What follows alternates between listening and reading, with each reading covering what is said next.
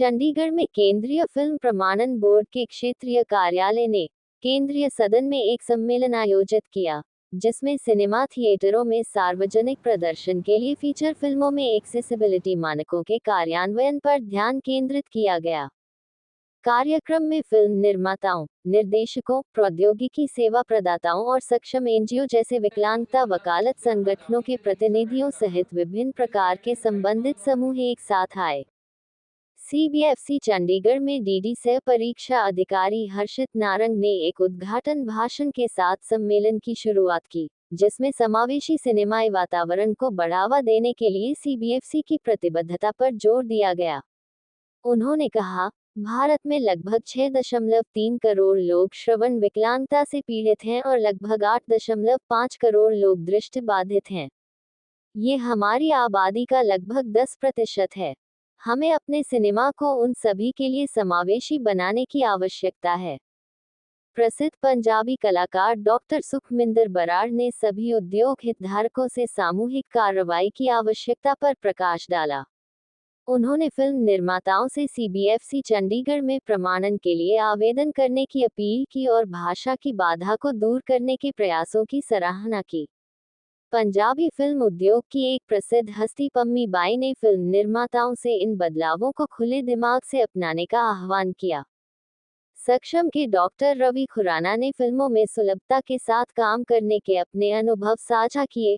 Film निर्माता ओजस्वी शर्मा, जिन्हें रब्ब दी आवाज में उनके काम के लिए जाना जाता है, ने कहानी कहने में समावेशिता के महत्व पर विचार किया। गाइडलाइंस उन्होंने बनाई हैं जो कि सेंसरशिप में लागू होने जा रही हैं और 15 सितंबर से लागू होने जा रही हैं और फिर धीरे धीरे करके सिनेमाघरों में भी जब हर प्रकार के दिव्यांग दर्शक फिल्म को देखने जाने वाले हैं तो उसको लेकर फिल्मों में क्या चीज़ें हमें डालनी है निर्माताओं ने, इस विषय के ऊपर आज की बैठक चंडीगढ़ में हो रही है।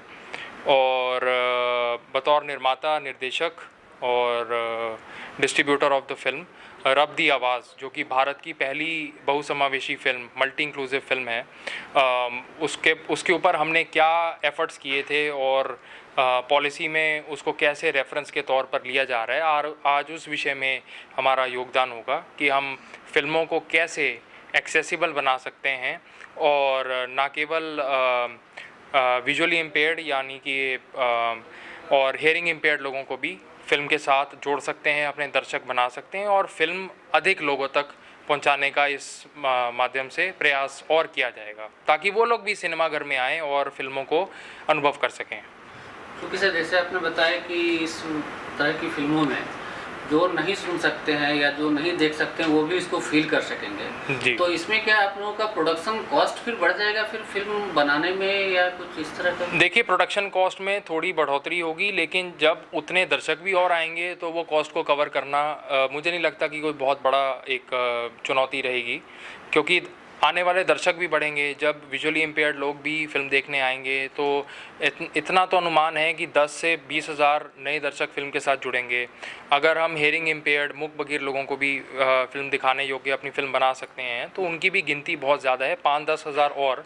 तो इतना कॉस्ट ऑफ प्रोडक्शन नहीं है। अगर लाइफ टाइम रॉयल्टी और लॉन्ग टर्म अगर फिल्म की रिकवरी की बात करें तो ये पिक्चर में फ़ायदा कराने का भी काम इसमें बहुत हो सकता है। तो इसमें भारत सरकार की तरफ से कुछ सुविधाएं, मतलब जैसे कुछ डिस्काउंट या कुछ और भी सुविधाएं आप लोगों को, प्रोड्यूसर डायरेक्टर को? देखिए, अभी इस विषय में तो ज़्यादा चर्चा नहीं हुई है। इस विषय के लिए ही ये बैठक बैठी है कि निर्माताओं की ओर से क्या कंसर्न्स इस चीज़ में आ सकते हैं और अगर इस चीज़ का कॉस्ट अगर एक कहीं सब्सिडाइज़ किया जा सके या कहीं से थोड़ा सरकार की तरफ से इंसेंटिव दिया जा सके कि हम और स्पेशल ऑडियंस तक अपनी फ़िल्म पहुंचा सकें, तो डेफिनेटली आई थिंक अगर सरकार ये काम, भारतीय सरकार ये काम करती है तो ये बहुत ही एक सराहनीय काम हो सकता है। इससे बहुत लोगों को, निर्माताओं को प्रोत्साहन मिलेगा। नमस्कार, मेरा नाम शिव कुमार शर्मा है और मैं एक डिसेबिलिटी एक्टिविस्ट भी हूँ और अभी एक फ़िल्म आई है रब दी आवाज़, जिसमें मैंने एज अ लीड एक्टर काम किया है। किस तरह का रोल इसमें आपने किया है? देखिए, इसके बारे में तो जब आप फिल्म देखेंगे तो आपको पता लगेगा, लेकिन फिर भी इसमें जो, जैसे कि आपको भी पता होगा कि ये फिल्म एक मल्टी इंक्लूसिव फिल्म है और इसमें मैंने खुद एक ब्लाइंड पर्सन का रोल किया है, क्योंकि अक्सर देखा जाता है कि एक जब लेडीज़ का रोल एक लेडीज़ कर रही हैं, जेंट्स का रोल एक जेंट्स कर रहे हैं, तो एक पर्सन्स विद डिसेबिलिटीज़ का रोल एक पर्सन्स विद डिसेबिलिटीज़ क्यों नहीं करते। तो एक ये भी इस फिल्म की खासियत है कि जो एक एक्चुअल में ब्लाइंड का रोल है वो मैंने खुद निभाया है। तो इसमें आपको क्या क्या परेशानियाँ हुई, कुछ परेशानियाँ भी हुई? सर परेशानी कोई नहीं हुई, क्योंकि हमारे जो डायरेक्टर प्रोड्यूसर साहब हैं वो बहुत ही एक्टिव हैं इस मामले में, और उन्होंने जो भी चीज़ें हैं मुझे वो पूरी एक्सेसिबल फॉर्मेट में प्रोवाइड करवाई। जैसे कि फ़िल्म के डायलॉग हैं वो मुझे वो ब्रेल लिपि जो ब्लाइंड लोग जिसको पढ़ते हैं उसमें मुझे पूरे डायलॉग प्रोवाइड करवाए गए, ताकि मुझे उसमें पढ़ने में और समझने में कोई दिक्कत ना हो। ਗੱਲ ਹੈ ਜੀ, ਅਸੀਂ ਅੱਜ ਇੱਥੇ ਪਬਲਿਕ ਰਿਲੇਸ਼ਨ ਦੇ ਜਿਹੜੇ ਸੈਂਟਰਲ ਆਫਿਸ ਬਿਊਰੋ ਦੇ ਵਿੱਚ ਆਏ ਹੋਏ ਹਾਂ, ਜਿਨ੍ਹਾਂ ਦੀ ਰਹਿਨਮਾਈ ਕਰ ਰਹੇ ਨੇ ਹਰਸ਼ਿਤ ਨਾਰੰਗ ਜੀ, ਜੋ 2018 ਬੈਚ ਦੇ ਨੇ, ਤੇ ਐਗਜ਼ਾਮੀਨਰ ਆਫਿਸਰ ਵੀ ਨੇ ਸੈਂਟਰਲ ਫਿਲਮ ਆਫ ਸਰਟੀਫਿਕੇਸ਼ਨ ਦੇ, ਤੇ ਸਾਰੇ ਪ੍ਰੋਡਿਊਸਰ ਵੀ ਇੱਥੇ ਪਹੁੰਚ ਰਹੇ ਨੇ। ਸਾਡਾ ਮਕਸਦ ਇੱਕੋ ਹੀ ਇੱਥੇ ਪਹੁੰਚਣ ਦਾ, ਵਿਚਾਰ ਵਟਾਂਦਰਾ ਕਰਨਾ ਕਿ ਆਪਾਂ ਫਿਲਮਾਂ ਦਾ ਕੋਈ ਮੋਰੇਲ ਹੋਣਾ ਚਾਹੀਦਾ ਹੈ, ਕੋਈ ਸੋਸ਼ਲ ਪੱਖ ਵੀ ਫਿਲਮਾਂ 'ਚ ਹੋਣਾ ਚਾਹੀਦਾ, ਕੋਈ ਸੰਸਕਾਰ ਵੀ ਹੋਣੇ ਚਾਹੀਦੇ ਨੇ, ਵਿਰਸਾ ਵੀ ਹੋਣਾ ਚਾਹੀਦਾ, ਜਿਹੜਾ ਕਿ ਅੱਜ ਕੱਲ੍ਹ ਪੰਜਾਬੀ ਫਿਲਮਾਂ 'ਚੋਂ ਗਾਇਬ ਹੋ ਰਿਹਾ। ਵੀ ਕਿਵੇਂ ਆਪਾਂ ਸੰਸਕਾਰਾਂ ਨਾਲ ਜੁੜਨਾ ਹੈ, ਕਿਵੇਂ ਆਪਾਂ ਪ੍ਰੋਡਿਊਸਰਸ ਨੂੰ ਸਿਰਫ ਬੇਨਤੀ ਕਰਨੀ ਹੈ ਵੀ ਜੇ ਤੁਸੀਂ 10 ਪੈਸੇ ਵਾਲੀਆਂ ਫਿਲਮਾਂ ਬਣਾਉਣਾ, ਇੱਕ ਫਿਲਮ ਨੈਸ਼ਨਲ ਅਵਾਰਡ ਵਿਨਰ ਵੀ ਬਣਾਓ, ਜਿਸ ਫਿਲਮ ਦਾ ਆਦੇਸ਼ ਹੋਵੇ ਦੇਸ਼ ਨੂੰ ਬਚਾਉਣਾ, ਪੰਜਾਬ ਨੂੰ ਬਚਾਉਣਾ, ਪੰਜਾਬੀਅਤ ਨੂੰ ਬਚਾਉਣਾ, ਪੰਜਾਬੀ ਮਾਂ ਬੋਲੀ ਨੂੰ ਬਚਾਉਣਾ, ਪੰਜਾਬੀ ਵਿਰਸੇ ਨੂੰ ਬਚਾਉਣਾ। ਧੰਨਵਾਦ। वो CBFC चंडीगढ़ के दफ्तर की पहली मीटिंग थी और ये एक्सेसिबिलिटी गाइडलाइंस के ऊपर है। एक्सेसिबिलिटी गाइडलाइंस जो हैं उसके तहत 15 सितंबर से कोई भी मल्टी लैंग्वेज फ़िल्म, जो 15 सितंबर 2024 कोई भी मल्टी लैंग्वेज फ़िल्म जो होगी उसे एक्सेसिबिलिटी फ़ीचर्स जो कि विजुअली इम्पेयर्ड और हेयरिंग इम्पेयर्ड के लिए एटलीस्ट एक प्रोविज़न प्रोवाइड करते हों वो ज़रूरी देने होंगे। It is mandatory for them. और जो भी लैंग्वेज सिंगल लैंग्वेज में है, सॉरी जो भी मूवी सिंगल लैंग्वेज में है वो 2026 तक ये प्रोवाइड कर सकती है एक्सेसिबिलिटी फ़ीचर्स।